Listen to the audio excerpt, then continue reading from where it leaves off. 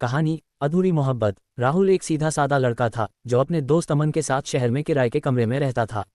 दोनों घर से दूर थे और अपनी अपनी पढ़ाई और नौकरी की तलाश में संघर्ष कर रहे थे। अमन की एक गर्लफ्रेंड थी, प्रिया। राहुल ने हमेशा उन्हें साथ देखा था, लेकिन उसने कभी उनकी जिंदगी में दखल देना सही नहीं समझा। एक दिन राहुल को पता चला कि अमन और प्रिया के बीच दूरियां बढ़ रही हैं।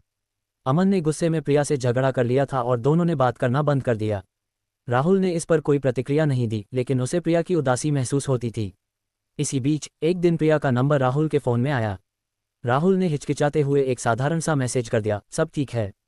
प्रिया ने तुरंत जवाब दिया और धीरे धीरे उनकी बातें शुरू हो गईं। प्रिया राहुल से अपनी बातें शेयर करने लगी।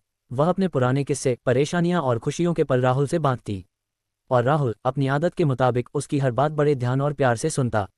समय बीतने के साथ राहुल को महसूस हुआ कि वह प्रिया को पसंद करने लगा है। प्रिया भी अब राहुल के करीब हो गई थी। दोनों एक दूसरे के साथ सुकून महसूस करते थे।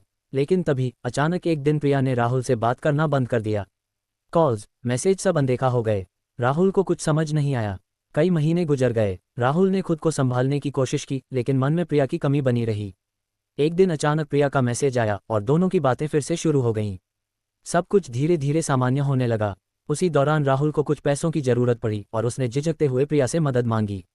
प्रिया ने बिना कुछ कहे उसकी मदद कर दी। लेकिन कुछ ही दिनों बाद प्रिया ने फिर से राहुल से दूरियां बना लीं। इस बार राहुल परेशान हो गया। उसे समझ नहीं आ रहा था कि ऐसा क्यों हुआ। वह लगातार सवालों के जवाब ढूंढने की कोशिश करता रहा। फिर एक दिन उसे पता चला कि प्रिया को ऐसा लगा कि उसने पैसों के लिए उसका इस्तेमाल किया। ये सुनकर राहुल टूट गया। वह खुद को कोसने लगा। उसे एहसास हुआ कि उसने अनजाने में प्रिया का भरोसा तोड़ दिया। अब वह खुद को प्रिया के काबिल नहीं मानता था। राहुल ने तय किया कि वह जल्द से जल्द उसके पैसे लौटाएगा और इस अधूरी कहानी को खत्म करेगा। वह दिन रात बस यही सोचता कि उसने क्यों प्रिया को वह महसूस कराया जो वह कभी नहीं करना चाहता था। आज राहुल अकेला है। वह खुद से नाराज है। उसे लगता है कि शायद वह किसी के लायक नहीं है। प्रिया, जो कभी उससे कहा करती थी मैं तुम्हारे लायक नहीं हूँ, आज उसकी यादों में एक खालीपन छोड़कर चली गई। राहुल अपनी अधूरी मोहब्बत के साथ जीने की कोशिश कर रहा है, लेकिन हर दिन उसका दिल बस एक सवाल पूछता है, क्या सच में मैं सिर्फ एक गलती था? ये कहानी एक कहानी नहीं, यह एक लड़के की सच्ची मोहब्बत की कहानी है जिसका नाम शुभम है।